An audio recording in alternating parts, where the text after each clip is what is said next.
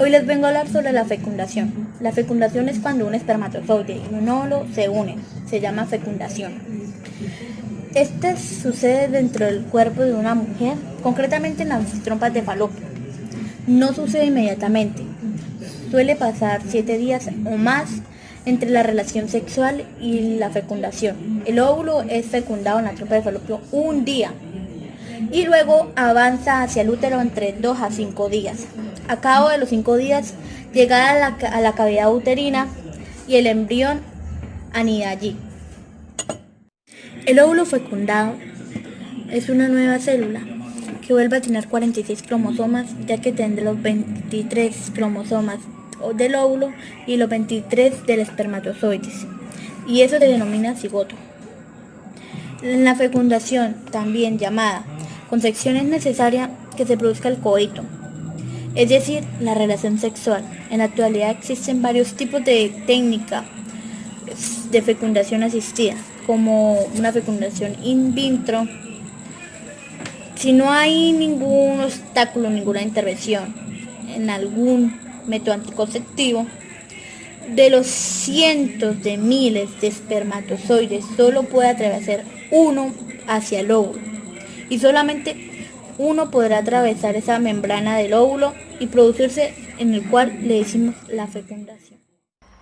El embarazo completo. La primera señal de que se ha producido un embarazo es que desaparece la menstruación. El embarazo es la fase de desarrollo del óvulo fecundado. Este proceso dura 9 meses y se realiza en el útero. Cuando la blástula se implanta en el endometrio uterino, se desarrolla el saco amniótico, que albergará al embrión. El saco amniótico está lleno de líquido amniótico que amortiguará los posibles golpes que reciba. Entre el útero y el embrión se desarrollará la placenta, que permitirá alimentar al embrión y retirar y eliminar los productos de desecho. También actuará como barrera defensiva. La comunicación entre la placenta y el embrión se realiza a través del denominado cordón umbilical, por el que pasan 2 arterias y una vena. A lo largo de los 9 meses de embarazo se van produciendo cambios morfológicos y fisiológicos. En el primer trimestre, implantación en el útero y primera fase del desarrollo.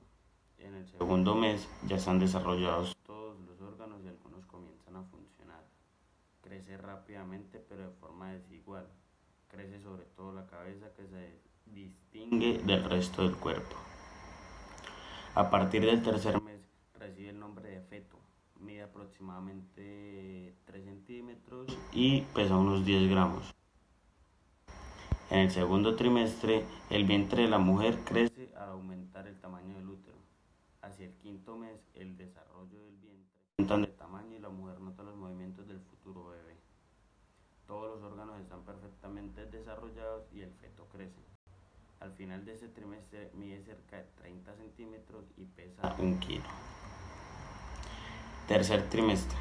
El útero alcanza el máximo desarrollo. Los órganos maduran, sobre todo los pulmones y el tejido adiposo bajo la piel.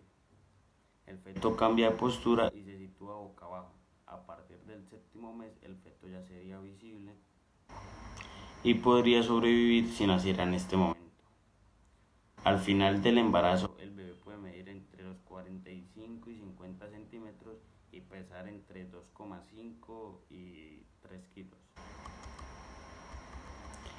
En el momento del parto, que se produce al final de los 9 meses, hay 2 fases: la fase de dilatación y la fase de expulsión.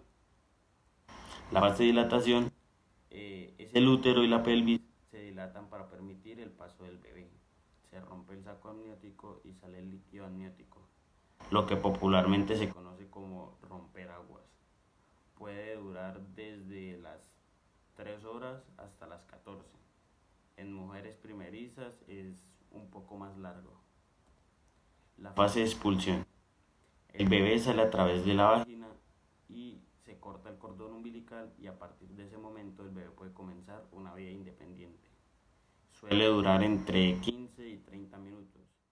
El cordón umbilical y a partir de ese momento el bebé puede comenzar una vida independiente.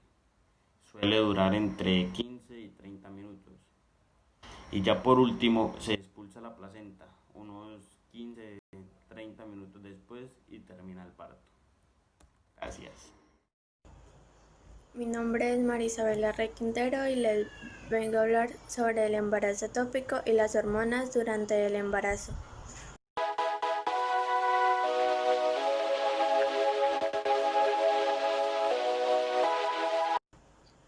El embarazo ectópico es un caso de embarazo en el que el óvulo fecundado se implanta fuera del útero, como en las trompas de falopio e incluso en el ovario, y ahí no puede sobrevivir. Si se permite que siga creciendo, puede dañar los órganos alrededor e incluso causar la muerte del bebé y la madre. Para evitar complicaciones es necesario llevar un tratamiento. En las primeras etapas solo basta con la medicación, pero si ocurre en etapas posteriores es necesario una cirugía. Los síntomas son sangrado vaginal anormal, cólico a un lado de la pelvis, ausencia de periodos y dolor en la parte inferior del abdomen. Si la zona alrededor del embarazo normal presenta ruptura y sangra, los síntomas empeoran, como el desmayo o sensación de desmayo. Una presión intensa en el hombro, presión arterial baja, dolor en la parte del hombro y dolor agudo, súbito e intenso en la parte inferior del abdomen. Causas. Los factores que pueden causar este problema son un defecto congénito en las trompas de falopio, cicatrización después de ruptura del apéndice, endometriosis, haber tenido un embarazo ectópico y cicatrización a raíz de infecciones pasadas. Los siguientes factores también pueden aumentar el riesgo de un embarazo ectópico, como edad mayor a 35 años. Quedar embarazada teniendo un dispositivo intrauterino o un DIU. Haberse sometido a una cirugía para revertir la ligadura de las trompas. Haber tenido varios compañeros sexuales. Infecciones de transmisión sexual o algunos tratamientos para la esterilidad. Y en algunos casos la causa no se conoce, las hormonas pueden estar involucradas. Las hormonas durante el embarazo. Durante el embarazo se ven afectados varios niveles de hormonas del cuerpo y varias hormonas desempeñan un papel muy importante durante el embarazo. Estas incluyen las siguientes: hormona gonadotropina coriónica humana o HCG. Solo se produce durante el embarazo, casi exclusivamente en la placenta. Niveles de la hormona HCG se encuentran en la orina y en la sangre de la madre. Aumentan considerablemente durante el primer trimestre del embarazo. Lactógeno de la placenta humana o HPL, también conocida como somatomamotropina coriónica humana, es producida por la placenta. Proporciona nutrición al feto, estimula las glándulas mamarias durante la lactancia. Estrógeno. Estas hormonas son responsables del desarrollo de las características sexuales femeninas. Generalmente se forma en los ovarios, también es producida por la placenta. La progesterona. Esta hormona es producida por los ovarios y la placenta. Estimula el engrosamiento de las paredes del útero a fin de prepararlo para la implantación del óvulo fertilizado. Inicia con el trabajo de parto que varía de mujer a mujer y sus signos comunes son la expulsión del tapón mucoso cervical, la aparición de leves espasmos aproximadamente en un intervalo de 10 minutos, el aumento de la presión pélvica y urinaria y la ruptura de membranas que envuelven el líquido amniótico. El parto es el fin del embarazo mediante la salida del bebé desde el útero de la madre. Es importante recalcar que el embarazo más seguro es el que se da espontáneamente y sin necesidad de intervención médica. Debe prevenirse la confusión por un trabajo de parto falso que tiene básicamente los mismos signos, pero resulta conflictivo al momento de decidir si es el parto debido a que se dan contracciones que no avanzan en cuanto a cambios como intensidad o frecuencia. Existen 3 tipos de parto. El parto natural es el más común, que es el que se da por medio del paso del bebé por la vagina de la madre. La mayoría de sus casos se da en una posición ginecológica que consiste en la mamá acostada sobre su espalda y con las piernas elevadas para mayor comodidad. El parto natural se divide en 3 fases. La primera es la fase de dilatación, que consiste en, como su nombre lo indica, la dilatación del útero y la pelvis para permitir el paso del bebé por el canal vaginal. En esta fase se rompe el saco amniótico y se expulsa el líquido amniótico, lo que conocemos comúnmente como romper fuente. Esta parte dura entre 3 o 14 horas, máximo 18, y este tiempo se ve afectado según si la mujer ha tenido antes partos. Después de una dilatación de 10 centímetros y el borramiento del cuello uterino, llega la fase de expulsión. Este es el nacimiento como tal, es la fase en la que el bebé atraviesa el canal de parto y sale del útero hacia el exterior. Se da por medio de contracciones involuntarias uterinas, lo que conocemos como pujos maternos, y en el periodo expulsivo distinguimos 2 fases. La fase temprana no expulsiva es donde la dilatación se completa y no hay deseo de pujar, ya que el bebé no ha descendido a la posición adecuada todavía.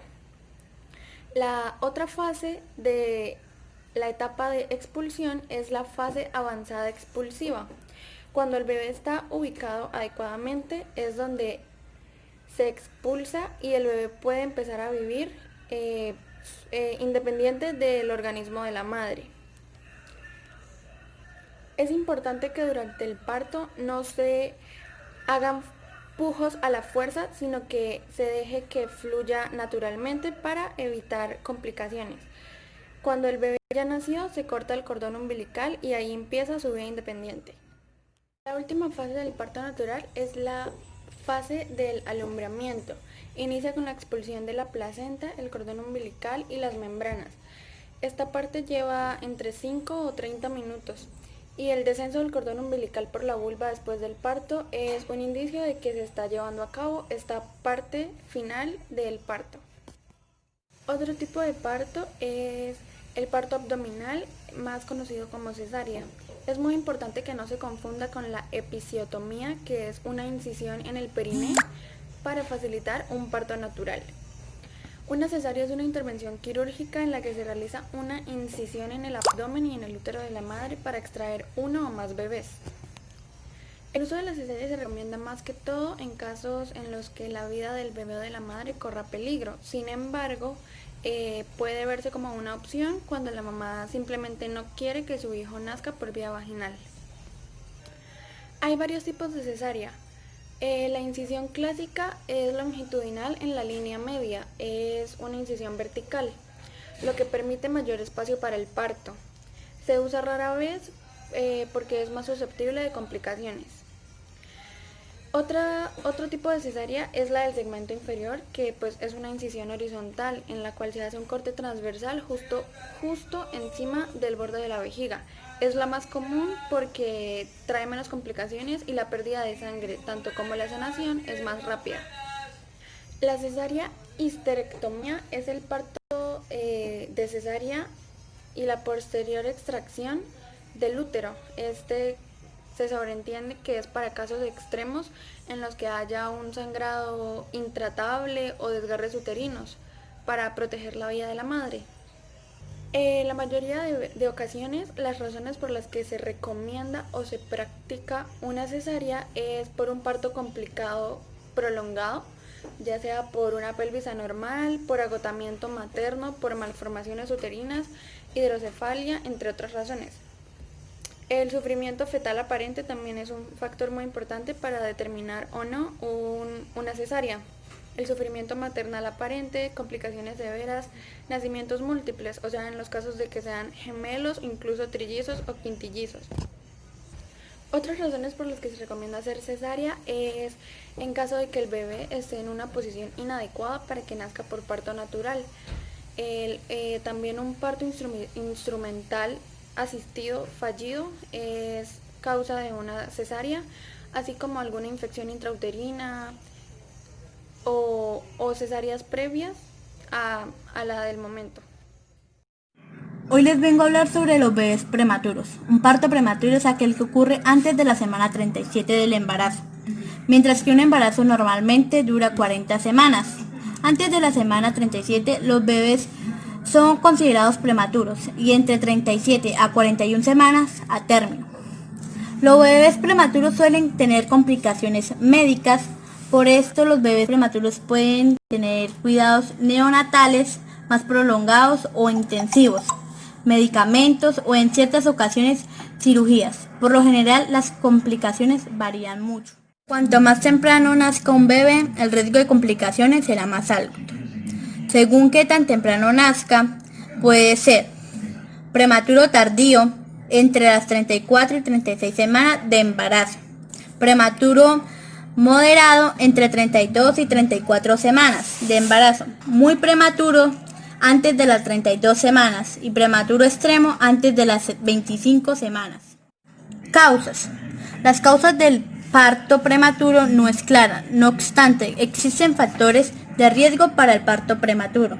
Haber tenido otro parto prematuro, embarazo múltiple, intervalo de menos de 6 meses entre embarazos, concepción a través de una fertilización in vitro, problemas en el útero, en el cuello uterino o en la placenta, el tabaquismo o el consumo de drogas, algunas infecciones especialmente del líquido amniótico y aparato genital inferior, algunas afecciones crónicas como presión arterial alta o diabetes, estar por debajo de peso o tener obesidad durante el embarazo. Sucesos estresantes como la muerte de un ser querido o sufrir violencia doméstica, múltiples abortos espontáneos o voluntarios, lesiones físicas o traumatismo. Métodos anticonceptivos. Un anticonceptivo es cualquier método. Métodos anticonceptivos. Un anticonceptivo es cualquier método, medicamento o dispositivo que se usa para prevenir el embarazo. Algunos funcionan mejor que otros y el tipo de anticonceptivo que se use depende de la salud. Los métodos anticonceptivos disponibles en la actualidad podemos clasificarlos según su forma de actuar. Métodos de abstinencia periódica. Consiste en realizar el acto sexual solamente en los periodos en los que no haya óvulos fecundables. Se calcula teniendo en cuenta la anterior menstruación, la medición de la temperatura basal o analizando el flujo vaginal. La eficacia de estos métodos es muy baja, pues tiene alto índice de fracaso, ya que los periodos fértiles son muy variables y es muy fácil cometer errores. Sus ventajas. No tiene efectos secundarios o contraindicaciones. Es considerado por algunos autores como un método natural. Sus desventajas. Necesidad de un seguimiento constante y de cálculos precisos que no siempre dan resultado. Produce inseguridad. No protege o evita las enfermedades de transmisión sexual. Métodos de barrera. Diafragma. Es un capuchón o dispositivo semiesférico de goma con anillo elástico. Se adapta al cuello del útero e impide el paso del espermatozoide. Su uso debe ser prescrito por un ginecólogo para evitar complicaciones. La eficacia es media. Depende de su correcta colocación. La eficacia aumenta en combinación con espermicidas. Ventajas. No tiene efectos secundarios y tampoco contraindicaciones. Sus desventajas. Puede ser causa de infecciones y no protege las enfermedades de transmisión sexual. El preservativo o condón. Es una funda de goma elástica que recubre el pene e impide la entrada de los espermatozoides en el útero. Alta cuando se utiliza correctamente y en combinación con espermicidas. Bajo número de fallas. Sus ventajas. No tiene efectos secundarios o contraindicaciones y es recomendable para evitar ETS. Desventajas. Reduce la sensibilidad durante el coito. Dispositivo intrauteriano. Es un dispositivo que se coloca en el interior del útero. Dificulta la fecundación e impide la anidación del embrión. Lleva un hijo en su extremo que sale por la vagina. Debe ser colocado por un ginecólogo. Su eficiencia es alta, aunque es más recomendable para mujeres que ya han tenido otros hijos. Ventajas. Puede permanecer varios años siempre y cuando se realicen revisiones periódicas. Sus desventajas. Puede ser causa de infecciones y no protege o evita las enfermedades de transmisión sexual. Métodos de barrera. El diafragma. Capuchón o dispositivo semiesférico de goma con anillo elástico. Se adapta al cuello del útero e impide el paso del espermatozoide. Su uso debe ser prescrito por un ginecólogo para evitar complicaciones. La eficacia es media. Depende de su correcta colocación. La eficacia aumenta en combinación con espermicidas. Sus ventajas: no tiene efectos secundarios y tampoco contraindicaciones. Desventajas: puede ser causa de infecciones y no protege las enfermedades de transmisión sexual. El preservativo o condón es una funda de goma elástica que recubre el pene e impide la entrada de los espermatozoides en el útero. Alta cuando se utiliza correctamente y en combinación con espermicidas. Bajo número de fallas. Sus ventajas: sin efectos secundarios o contraindicaciones y es recomendable para evitar ETS. Desventajas: reduce la sensibilidad durante el coito. Dispositivo intrauteriano. Es un dispositivo que se coloca en el interior del útero, dificulta la fecundación e impide la anidación del embrión. Lleva un hijo en su extremo que sale por la vagina. Debe ser colocado por un ginecólogo. Su eficiencia es alta, aunque es más recomendable para mujeres que ya han tenido otros hijos. Sus ventajas: puede permanecer varios años siempre y cuando se realicen revisiones periódicas. Sus desventajas: es impredecible a la vista del ginecólogo, puede ser causa de infecciones y no protege las enfermedades de transmisión sexual. Métodos químicos. Píldoras regulares. Son hormonas o compuestos sintéticos que impiden la ovulación. Se toman por vía oral. La eficacia de este método es muy alta. Ventajas: son muy seguras para evitar embarazos. Desventajas: tiene efectos secundarios en el sistema circulatorio. No protege las enfermedades de transmisión sexual. Píldora del día después. Es un método químico de emergencia. El propósito de este anticonceptivo es prevenir el embarazo después de que una mujer tuvo relaciones sexuales sin protección o cuando ha fallado el método anticonceptivo que se utilizó en el acto sexual. La pastilla del día después debe ser exclusivamente un anticonceptivo de respaldo y no debe usarse como método anticonceptivo primario. Estas pastillas contienen levonorgestrel o acetato de ulpristal. Las pastillas del día después no finalizan un embarazo que se ha implantado. Actúan principalmente al retrasar o evitar la ovulación. Es importante recordar que la píldora de emergencia no es una píldora abortiva. Es altamente efectiva siempre y cuando se use correctamente, aunque incluso si se usa bien, hay circunstancias que pueden afectar su efecto. Desventajas: en mujeres con índice de masa corporal mayor a 30 es muy probable que no funcione y usualmente provoca irregularidad en el ciclo menstrual. Sus ventajas: es de venta libre en cualquier farmacia y su ingesta no requiere nada más que un poco de agua. Espermicidas: son unas cremas o geles que contienen productos químicos que obstruyen los espermatozoides. Se aplican en la vagina antes del coito. Su eficacia es baja y puede aumentar si se usa en conjunto del condón o diafragma. Ventajas: sin efectos secundarios o contraindicaciones. Estas pueden ayudar a prevenir algunas infecciones. Sus desventajas pueden ser causa de reacciones alérgicas y no protegen las enfermedades de transmisión sexual. Métodos de esterilización. La vasectomía consiste en cortar los conductos deferentes mediante intervención quirúrgica menor. Su eficacia es muy alta. Sus ventajas: no afecta al equilibrio hormonal y no afecta al deseo sexual. Sus desventajas: prácticamente es irreversible. La ligadura de trompas consiste en cauterizar o cerrar con grapas las trompas de falopio mediante la intervención quirúrgica menor. Su eficacia es muy alta. Sus ventajas: no afecta al equilibrio hormonal y no afecta al deseo sexual. Sus desventajas: es prácticamente irreversible. Buenos días, profe. El tema que a mí me tocó fue el aborto. Es la interrupción y finalización prematura del embarazo de forma espontánea o voluntaria, hecha antes que el feto pueda sobrevivir fuera del útero. Se diferencia del parto prematuro, pues en este sobrevive el feto. Tipos de aborto. Aborto espontáneo. Es la muerte no deseada o expulsión de un embrión o feto antes de las 20 o 25 semanas de embarazo. Cuando la pérdida es posterior, ya se habla de una muerte fetal. Al criterio del tiempo gestional, la MOS añade que debe pesar menos de 500 gramos. Este criterio debe ser interpretado con mucha prudencia, ya que a veces el feto que nace de menos de 500 gramos puede ser reanimado y sobrevivir. El aborto espontáneo se distingue: el aborto espontáneo precoz antes de las 12 semanas de gestación y el aborto tardío con 12 o más semanas de gestación.